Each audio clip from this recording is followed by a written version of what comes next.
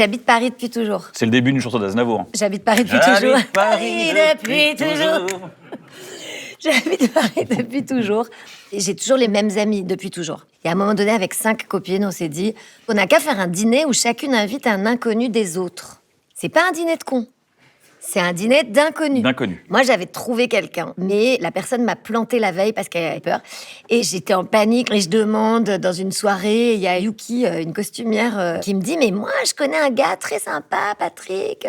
Il est très cool. Et en plus, je crois qu'il vient de se séparer. Donc, à mon avis, il a rien d'autre à foutre de ses soirées que d'aller à des dîners d'inconnus, quoi. » Et je dis « Balance son numéro, j'appelle le gars et tout. » J'arrive à ce rendez-vous avec 20 minutes de retard et j'avais plus de batterie.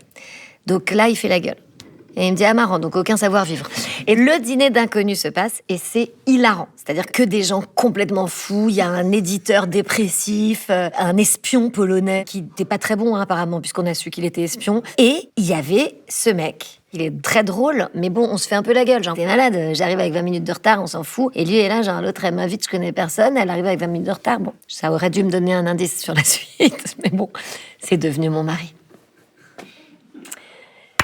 Voilà.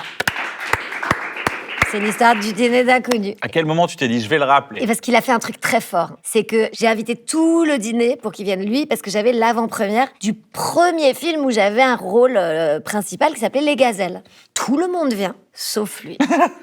Et ça, c'est très fort.